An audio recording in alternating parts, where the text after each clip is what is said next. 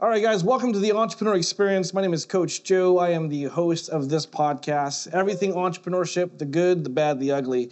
I'm actually doing this live from the Lifesaver Pole Fence Mid-Year Conference here in Delray Beach, Florida. And I have an amazing entrepreneur to introduce. I love interviewing amazing entrepreneurs just to kind of go over their version of what success is, the good, the bad, the ugly, how they were able to overcome. We just talked before we started recording, and he was like looking around for that awesome entrepreneur. But surprise, Eric, it's you. How are you doing? So I'm here with Eric Lupton, CEO of Lifesaver Pole Fence. It is actually a nationwide product, and I'll let you talk about that a little bit. But how are you doing, man? I'm fantastic. We're having a great conference. I'm really happy. Awesome. There was dancing a minute ago. Is your face always that straight when you say fantastic? Like, are you truly fantastic? I am truly fantastic, but I think my face is always that straight. Yeah. Oh, okay, cool, awesome. I'm monotone, man. One tone all the time. Yeah. Cool. Yeah. You keep people on their toes all the time, then, right? Yeah. And you're I'm like, on my just toes, joking, you but other idiot, people right? are. Yeah. Yeah. There you go. Awesome. Yeah. Cool. Well, dude, like, talk about like from a 10,000-foot level. Introduce yourself, Eric Lupton, CEO of Lifesaver Pole Fence. What is Lifesaver Pole Fence? Tell us your story. How did you get here? Then we'll kind of get right into the nitty-gritty of entrepreneurship. Yeah. This first part will be really useful for everybody in this room in particular. Oh, cool. But yeah, Lifesaver Pole Fence manufactures and installs removable mesh pool safety fencing, which is a product that keeps children from accessing the pool. And that's different from a fence around a pool in that it's specifically designed to keep children out. It doesn't serve any other purpose. It's not wrought iron. It's a mesh pool safety fence. And it can be taken up, it can be taken down, and that's the product we sell. But at our heart, we're a child safety company, specifically water safety in particular. So we happen to sell pool fencing, but really we're in the business of saving children's lives. Dude, I love that because like you kind of took a spin on that where most people will be like, hey, we offer this product, offer this service, but you kind of position yourself a little bit differently.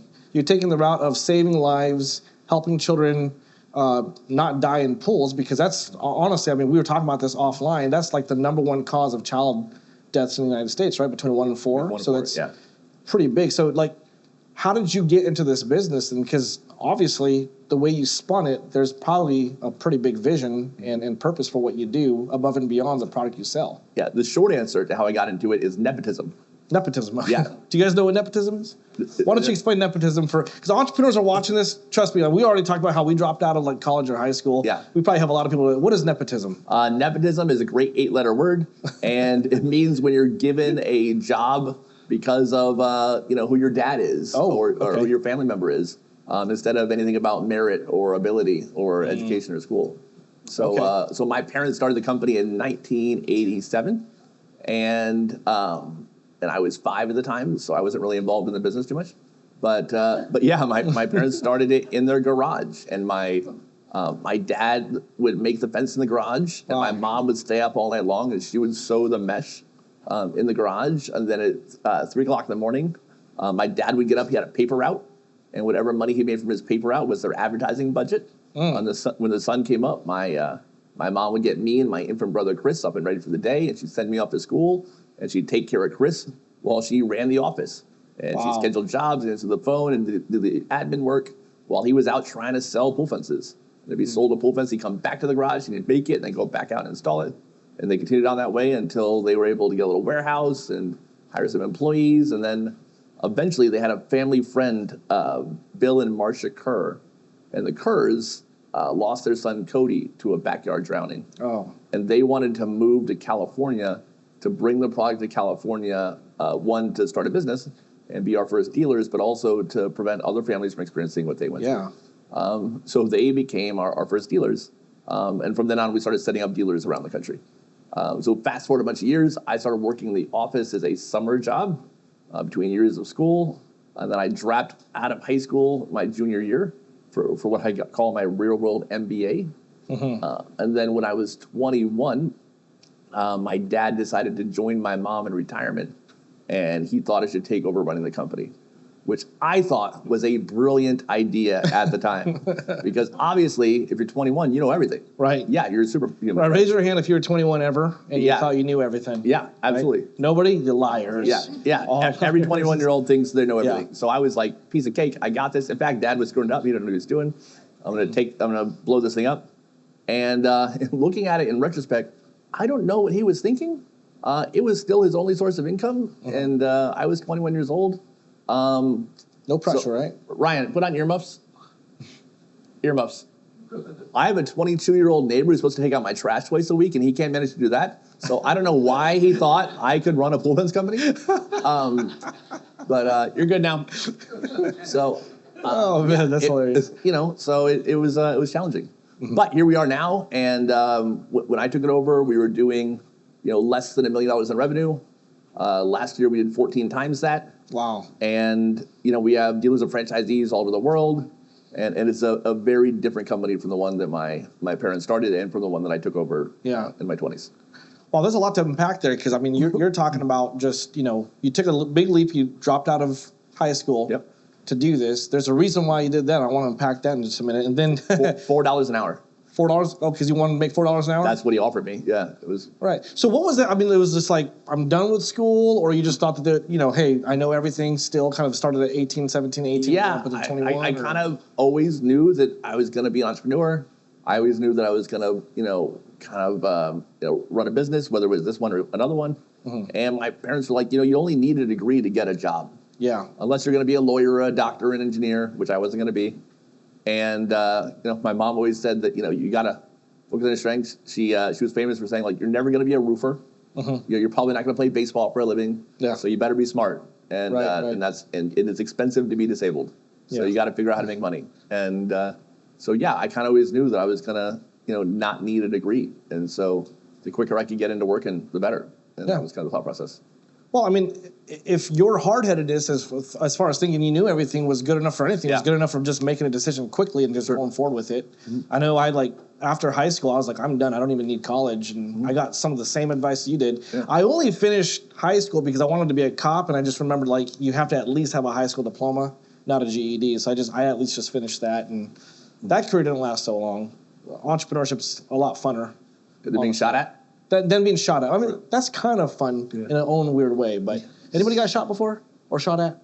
No. Okay. My dad it's kind of fun in a weird way. Yeah. After everything, after you realize you're alive and nothing hurt you, right? So my old man had some bullet wounds that he showed. Oh shoot. Yeah. Okay. Cool. Veteran. Yeah, Vietnam. Oh shoot. Okay. Yeah. And white phosphorus and burns and grenades and Well, let me unpack something really quick because obviously you say nepotism, but your dad obviously saw something in you, or just saw an opportunity to retire because he was just tired of what he did, because obviously it looked like they were working their butts off. Right. Saw something in you, found an opportunity to retire. I often say that it's harder to pick up where somebody left off and make it better than to start something off on your own. Sure. Right? Because obviously you're not the one that woke up early in the morning, did the paper route, sewed the mesh. You don't know what all those things are. However, you had a good foundation laid for you by your parents, and sometimes it's harder to actually take that and make it even better. And you obviously did that. I don't know how long it took you, but you obviously did that. 14 times $1 million, that's 14 million. So, talk to us about maybe some of the challenges or the greatest challenges in taking something established and building it to what it is now. What challenges did you face doing that, and how did you overcome it? Yeah, there was a ton, right? So I think what he saw was that there was always entrepreneurship in the plan, right? Mm-hmm. I started I had a buddy, Casey. I was going to say a buddy of mine, like you didn't know who he was. Casey Buckley. Is Casey watching? He's not, probably not. Probably not. He's not going to watch He's on vacation. So. He's busy. Casey and I, Casey was really into doing magic, right? He got really into performing magic shows and doing magic tricks. Yeah, he loved it. And I talked to him and I was like, we can do this as a business. And so I printed flyers and I dragged them around with me, and we did all the door knocking, and we got magic shows. And so that was my first business, is convincing Casey to split the money with me. And I don't know what I did. I stood next to him and made commentary. Or he probably did stuff with you, pulled stuff out of your ear exactly. And everything. Yep. Yeah, gotcha. But I was the marketing department. I designed the flyer and we did the sales, and we got paid for daycares and birthday parties, and we did pretty well. $75 for 45 minutes is not a bad hourly rate for a 12-year-old. How old were you guys when you did that? I was 12 and he was 13. Oh shoot, so not bad. And then you learn how. Wait, hold on. You learn how to be a salesperson because you really had to convince Casey to do this and to do everything except for the marketing and stuff. And you were able. Wow. Yeah, and then the customers, right? Yeah. And then when I was 16, Mike and I started a web design and computer repair business. And so we did that for a while. So I think I think Dad kind of saw that was the deal. Yeah. And, I had a lot of web design skills, and, we needed that, for the business. So I was already kind of doing that. What year was that, by the way? When I was 16, I was born in 82. So what is that, 98? 98? Yeah. Okay, so that was when it was actually really hard to build Early, websites. yeah. Yeah. Wow. And then, but it's also kind of a cool thing because the internet was kind of new. Yeah. So, teenager in wheelchair starts a web design company. We were in USA Today. Oh, nice. It got a lot of media. It was kind of a novelty, so Right. We got a lot of good attention. But yeah, so I think that's kind of why he thought it was smart. But as far as challenges, the first off is, and it's still a challenge I face now, right? So when I started, kind of running it, I was 21, but all the dealers had been doing it for a decade. They're all 40, 50 years old. Now a lot of them in their 60s, right? And they were like, who is this punk kid? It's a little 21. Yeah, exactly, right? Yeah. Or bringing out people, or all the employees, right? Yeah. All the staff was older than me, for the most part, right? Even the guys in the warehouse, they were kids, but they were older than I was, right? And so that was hard, right? Had to get over that, I'm finally hitting an age now where I'm kind of like the same age as the dealers and franchisees, which has been kind of nice, right? Or I'm older than the kids. Talking very level-headed with them. Huh? It's nice. Well, okay, so let's look at that really quick. So you were this 20-year-old little kid, in your words, a little punk kid, right? Yeah. Like with these 40-year-old dealers and everybody older than you. Cocky as hell. Yeah. Yeah. So obviously, there's challenges around that, right? Like if you want to be cocky 21, there's only so much they can feel bad for you before they start like saying, hey, like what the hell, right? Right. So what did you have to develop leadership-wise or habit-wise or discipline-wise to really start like getting them to actually do what you want without, being cocky, without demanding, without any of that stuff? Because, I can imagine you had to shift how you're doing certain things. Yeah, I think it tempered down over time. And also I think the proof is in the pudding a little bit. As things continued to do well, there's only so much you can disagree before the results kind of speak for themselves. Yeah. Right. So, as the company kept growing and as they kept growing and as things continued to expand and the product got better and our online presence got better and, this, weird idea I had that we should support all the water safety non-community started panning out, which they thought was kind of a waste of time at the time. I think they kind of had to come around. It was impossible to deny the evidence. So I think that your helped. strategy was like prove to them that you know what you're doing, even though you're trying to figure everything out right there. Right.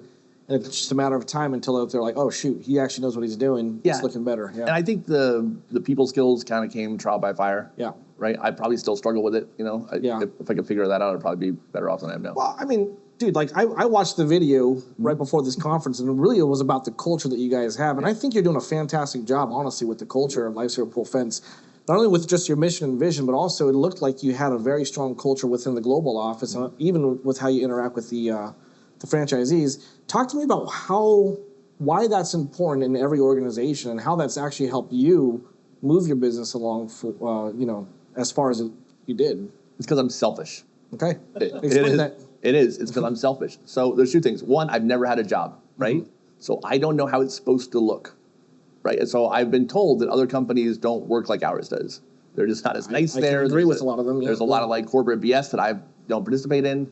There's a lot of things that apparently you're supposed to do that we don't do, for better or for worse. But I spend a lot of time there, and if I'm going to spend a lot of time there, I want nice, happy, friendly people who joke around and don't take things super seriously and care about each other, care about me, and care about what we're doing. Yeah. And so I try to emulate that first, and at least pretend to care about them, and respond. Close your ears, everybody. Close your ears. They pretend to care about me and each other, and it's great. Yeah. Well, I'm looking at like the average lifespan of how like everybody here that's worked with you or alongside you, or even contractors, and I'm taking a wild guess. It's about a decade, at least on average, right? So I'm pretty sure it's a little bit beyond just pretending. Yeah. Right. Obviously, if you haven't figured out his sense of humor, there you go. Yeah. But the advantage that you had was you never worked a corporate job, so you never saw how they did it. Right. You'd probably throw up in your mouth if you did. It's not great. Wanting to be able to enjoy the workplace and making sure that you made that available for everybody else. Like, tell me how. Like, walk us through like how every day looks like in the office, and like, how do you feel like you get the best results out of that? So I wrote a blog once where I said that there's lots of metrics, there's lots of KPIs, key performance indicators that people use to measure how successful their business is, right? We look at revenue, we look at profit, we look at gross profit, we look at overhead, we look at expenses. We do benchmarks from this year compared to last year.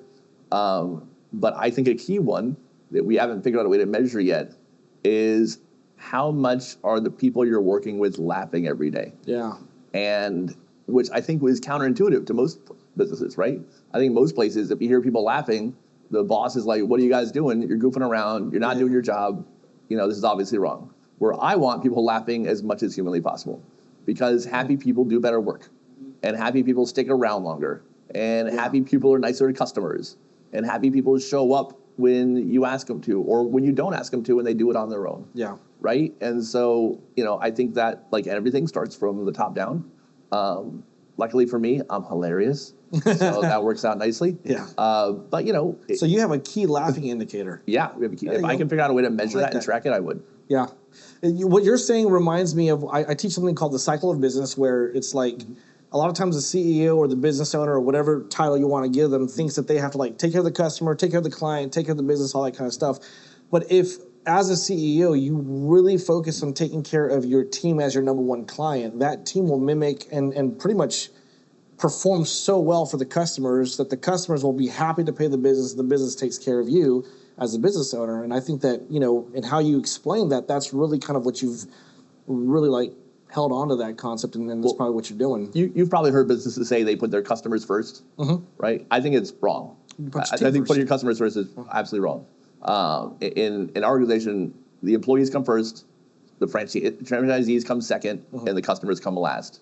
I can get more Pull Buns customers, and I can replace a franchisee if I have to.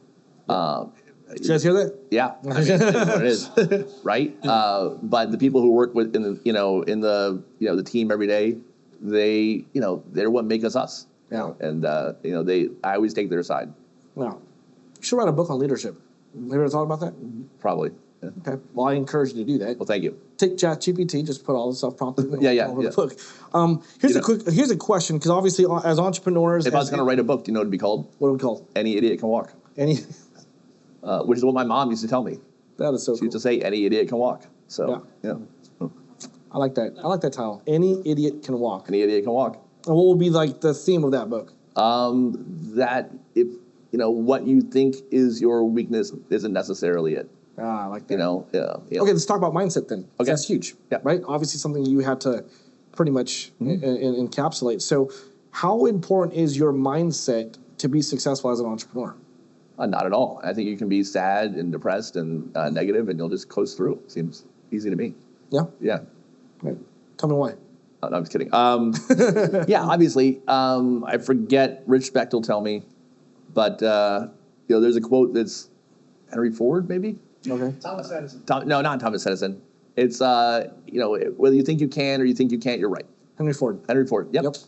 And he's right? What you think is your perspective on the situation is your reality, right? Yeah. Whether you think it's good or you think it's bad, you are correct. And so I think entrepreneurship is all about getting knocked down over and over again. And the ones who succeed are the ones who get upset for the smallest amount of time and then get over it and get happy again and then get back on the horse. Because it's really hard to come up with solutions when you're pissed off. Yeah. It's hard to be creative. I think there's some science behind it that you just do you're literally... You have a mental block when you're super emotional. You're dumber. Yeah. When you're emotional... Exactly. You're dumber when you're emotional, so stop being emotional. You lose 20 IQ points. Yeah. Right? Than you do when you're in a good mood. So, the people who can get over it and move on the fastest, I think tend to be better long term. Yeah. My coach always said, Joe, sounds like you're complaining. You got 30 minutes to complain max, and then we're going to take action. Right. And that has always stuck with me, because it's like, oh, really?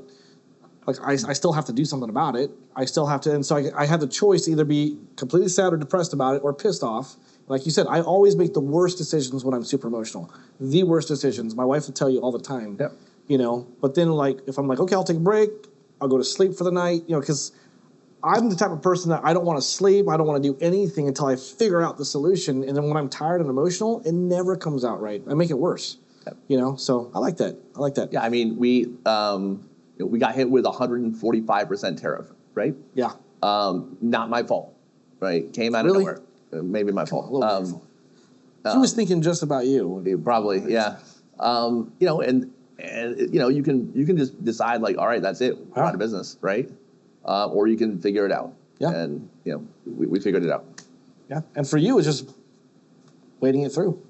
Waiting it through is part of it. Yeah. Yeah. Obviously, big part of that. So, okay, define success in your own words. I think everybody has their own version of what, or their own definition of success based off of what they've experienced, what they know. Obviously, you have a level of success that a lot of people watching, a lot of people in this room actually want, or actually like can admire. So, what is your definition of success? What does that look like to you?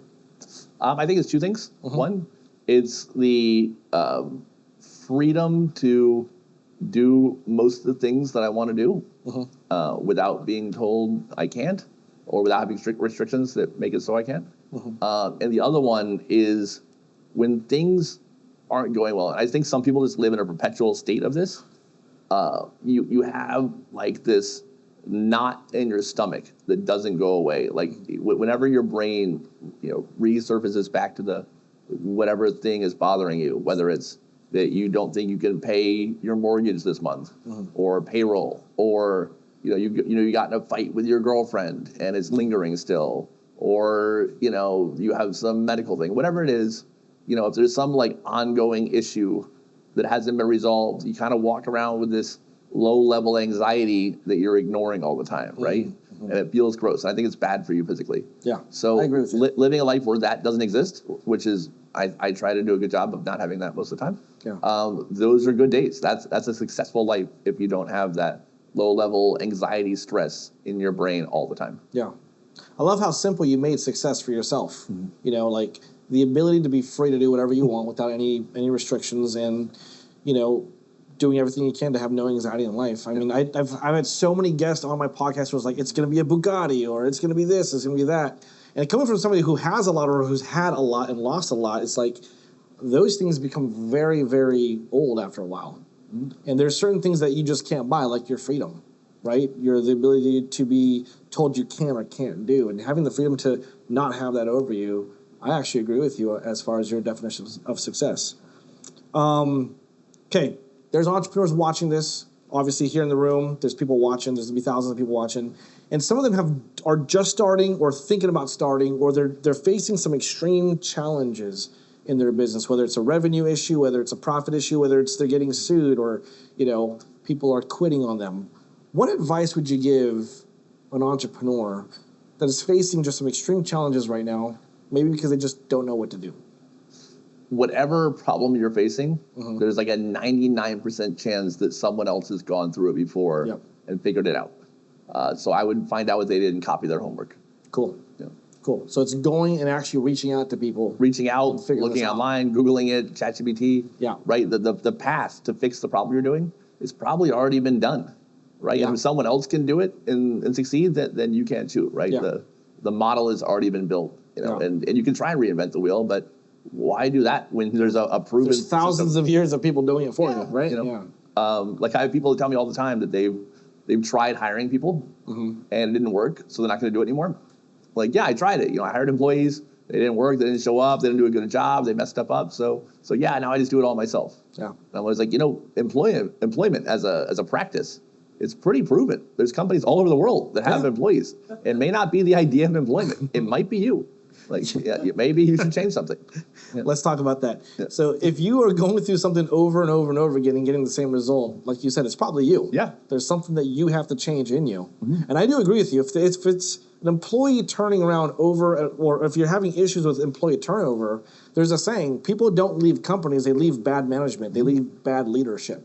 So if your challenge is having employee turnover over and over again and somebody else is keeping them, yeah, it's probably you. Yeah. And there's some changes. And the cool thing about change is that you don't have to change so much. Like you can start off with 10% changes or 1% changes every single day and figure it out, right? Like Kaizen. Huh? Kaizen? No. Kaizen is a Japanese idea. Michael Dosher has it posted on the wall. It's a 1% improvement every day. Oh, cool. And it multiplies. It exponentially goes up. So yeah. That's the compound effect. Darren Hardy talks about 1% every day. Yeah. And then Jeff Olson, the Slight Edge. Yep. 1% every single day. All right, cool. Awesome. I like that. So, okay. I'm going to open it up to just people in the room. If you guys have a specific question that you guys want to ask Eric. But they don't. Huh? What? They don't? No, I'm just kidding. They might. He doesn't want you to, so make it very, very hard. No, they should. Yeah. Also, guys, ask him if he is your father. I'm just joking. Don't do that. Who has the microphone? Karen, you have the microphone? Okay. Anybody that wants to ask Eric a question, or even me a question, just raise your hand, and we'll pass you the microphone. So, in your journey of wanting to scale, and every time you do, you run into a bottleneck or something that keeps you from going to the next level. How have you been able to identify that and then come up with the solution to implement so that you can go to the next level? People. So Seth Godin, who's a hero of mine, he is like the father of modern marketing. He believes that a CEO's only job is to come up with new roles and fill them. Like that should be your only responsibility. Once your business gets to a certain size, that should be your only responsibility.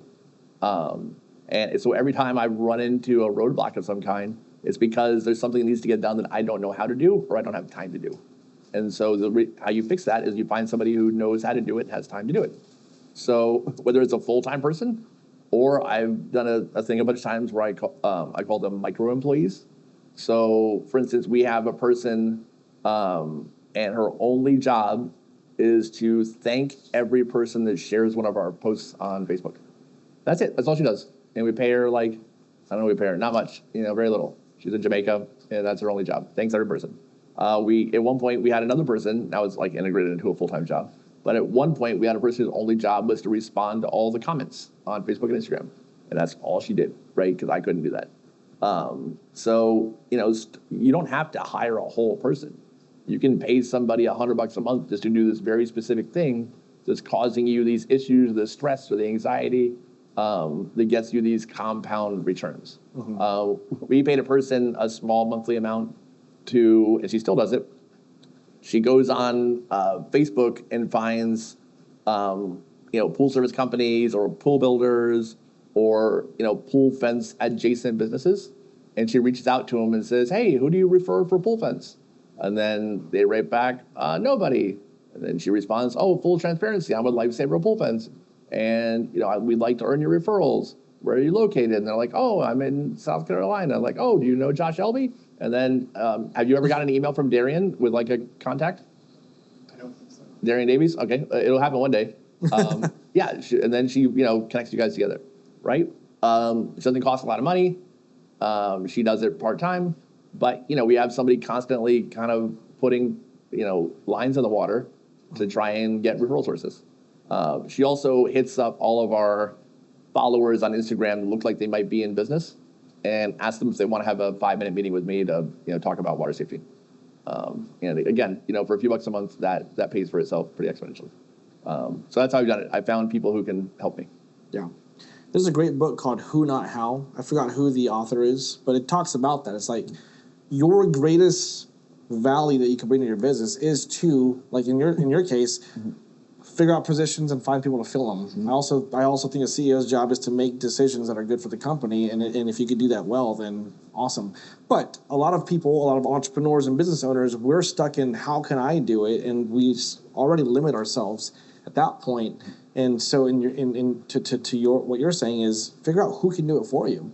And a lot of times that position that you have to fill doesn't cost that much. It's not a large investment, but it's a powerful investment because it gets you in front of a lot more people. And what is your return on investment on that? I don't even know. It's big. It's pretty huge. I mean, you probably stop measuring that. And again, it's like you stop measuring it because it's important to do now. It's working. It's like it's an investment you will keep making because it's working. So yeah, thank you.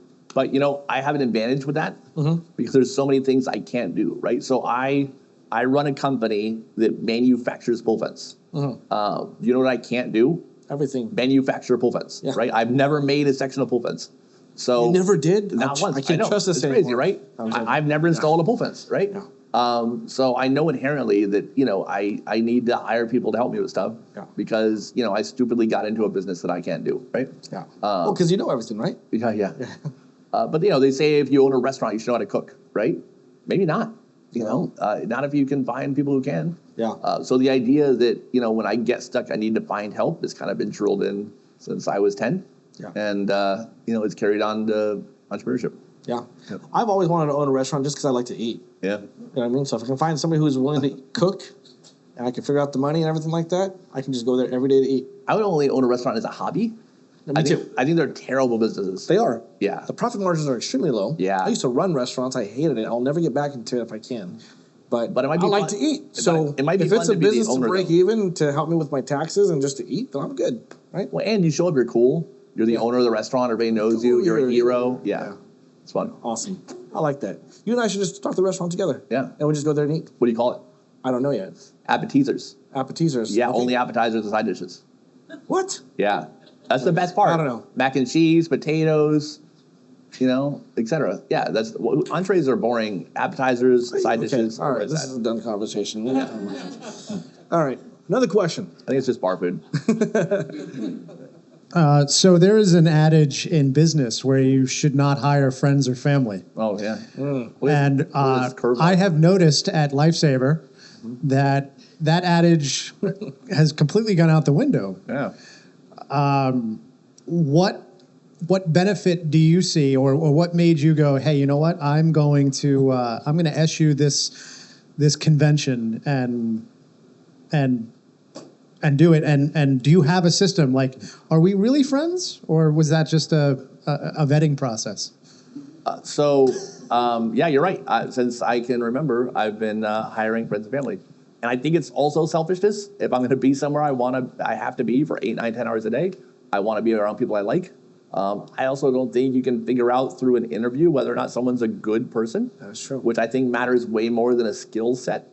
At Lifesaver, we hire for personality and character and general, they're holistic of who they are more than are they good at accounting, right? Mm-hmm. Javier, who's gone, is a banker, right?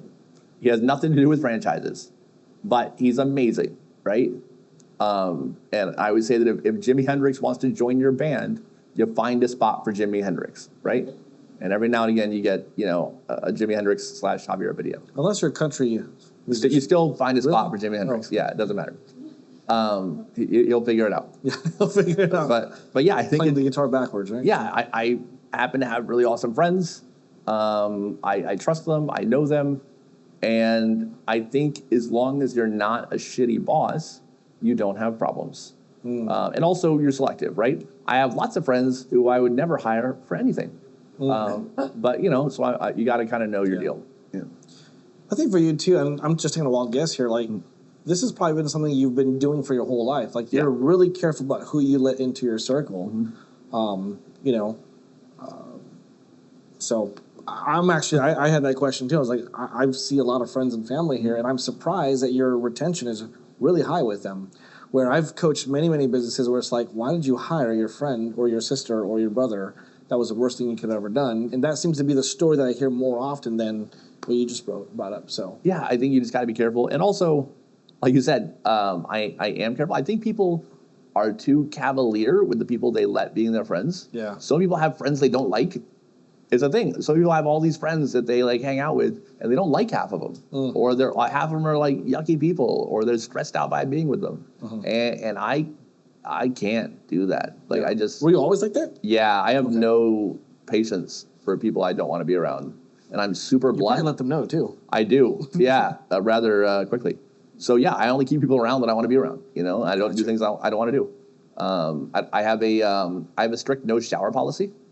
So I don't go to baby showers. I don't go to weddings. I was going to say, no. Yeah. Let's clarify the shower. Yeah, I mean, that too. Do your friends not have to shower? You don't want them to shower? Yeah, no baby showers, no wedding showers, no golden showers, no regular showers, no showers of any kind. More of a sponge bath shower. Yeah, no showers. And yeah, so I don't go to things I don't want to do. I don't hang out with people I don't want to hang out with. Yeah. And so, the available pool, I'm around people that I like and respect. You tend to bring everybody to you whenever you hang out too. I've noticed that. That does tend to be a thing. Yeah. And that just be a natural gift. I heard you throw some amazing parties. I do throw some parties. Yeah. Some parties. The party planner just left, but yeah. Cool. Awesome. Yeah. Awesome. Do we have one more question from the audience? One más. So, current favorite read that you would recommend? I'm going to ask you both. The same question? Okay. Favorite book. The question is, what is your current favorite read that you would recommend? So book or Business, personal development. Yeah, my favorite business development, self-help book of all time is Never Split the Difference by Chris Voss. It's a book on negotiating. He was an FBI hostage negotiator. It's incredible. I've listened to it like 3 times. It's awesome. Recently, Mike and I listened to Unreasonable Hospitality, which we've talked about. I love that one a lot. We also just did 2 different books on selling that were pretty good. We did Gap. Both of them were recommended by Joe. Gap Selling, right? Is that what it's called? Gap Selling, yep. And the other one is the Straight Line Sale or Straight Line Selling. Straight Line Selling, the Wolf of Wall Street guy. And that one's by Jordan Belfort, who the Wolf of Wall Street movie was based on. Yeah. And not the best person, but really good at selling stuff. He got you to buy his book. He got me to buy his book. Yep. So. What are some other ones? I listen to a lot of audiobooks. I just finished $100 Million Leads. Oh, Alex Ramosi? Alex Ramosi. And I liked it enough that it's now the curriculum we use for our marketing, for training. Don't reinvent that wheel, right? No, it's really good. Really good. And it's done in a way that like there is no excuses. Right. So he writes in a very simple way. Yeah. He also shows you like how he did it with him and his wife when they were first struggling too, right. So he starts off with like, if you have no money, here's what you do. And then if you have a little bit of money, here's what you do. So there's no reason why you can't be like, well, I can't do that. Yeah. Well, there's no fluff. It's like it's straightforward. He gives you answers. It's great. Yeah, it's really good. We did Buy Back Your Time. Mike is a huge fan of the Getting Things Done book. So you have a lot of favorite reads, basically. Yeah. Are you writing these all down? Am I missing any? I've read 3 of them. Yeah. Oh, we did the Power of Moments that you recommended. It was really good. I like that one a lot. I was talking about that yesterday, and Mike told me I missed the point. I got a couple. All the books that you read, I've read and I love them. But when it comes to sales, I'll tell you the ones that I love most about sales. So Never Split the Difference and Gap Selling were my 2 favorite sales books. Never Split the Difference because it teaches you how to negotiate the price that you want and it gets you to sell. That's good for everything. It's good for everything. Literally everything. I mean, yeah. I probably have to. I probably did that to my wife to convince her to marry me. I didn't even read the book yet. If you talk to people ever, you should read the book. Yes, absolutely. Because it tells you how to talk to people in a way that gets them to want to give you what you want, which is amazing. In Gap Selling, it just talks about like figuring out the pain points of your ideal client and helping them understand that you're the solution without saying I'm the solution. They're going to actually want to sell from to buy from you. So that's selling. When it comes to just basically customer service, there's a book called Excellence Wins by Horst Schultz. He's the guy that turned the Ritz-Carlton around. He's a German CEO. He did a lot of hospitality. It's a really good book. And again, it's about hotels, but I brought that into my duct cleaning business. And that's where I made the decision to say, we are in the business of customer service. We just happen to clean people's air ducts, drivers, and chimneys. I turned that around because that's what I learned in that book. And it talked about really just making your customer feel so important and feel so good when you're there. They're going to throw money at you. So Excellence Wins is an amazing book when it comes to that. Systems and processes. There's this. You're going to say the Bible, right?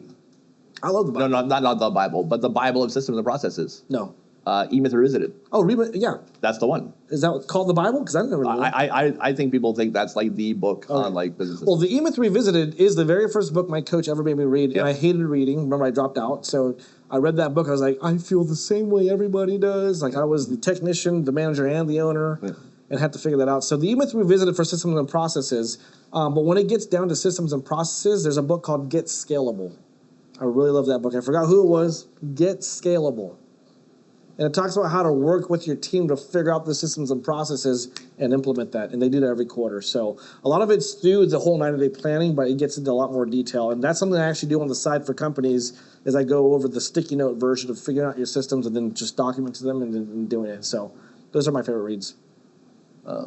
It seems like people who do well in business have read a lot of books. Yes. Go figure. And I hate reading books. I still do. But I actually enjoy it now, right? Like I love reading books that I actually enjoy reading. And I didn't know how much I loved business until I started doing it. And more so when I started actually doing well with it. And then I was like, okay, I'm going to read some more books because now I'm interested in doing better. So yeah, there's that. So awesome. I read with my ears. Yeah, you audio Yeah. listener? Yeah. So you read through your ears. Read with my Okay. ears. Me too. Yep. Me too. If I open the book, I tend to like fall asleep when I read it. Yep. So I I'll read just with my listen to ears. Yeah. Yeah, awesome. Well, are there any closing thoughts that you just want to give the audience, or just our virtual audience? Some people are going to watch this a month from now, but what is like the top business advice you could just give somebody if you're just passing through? They're like, give me that advice. Yeah. I would hire Coach Joe. That's the advice. That's what I think you should do. I love you. That's I'm gonna it. pass the money over to you. You're welcome. So awesome. I like that. Well, guys, I really appreciate you guys tuning into the Entrepreneur Experience. Those of you who are in the live audience, and those of you who are watching this show here, I hope that you got a lot from Eric. You could learn so much from somebody who's learned to delegate almost everything and just stick to what he is good at, which is figuring out new positions and hiring people for them, right? Yeah. So please subscribe to this channel, hit that notification button whenever there's a new show coming on, and we'll see you next time. Stay strong. Boom. Done. All right. I appreciate you, Bill. My pleasure. Well.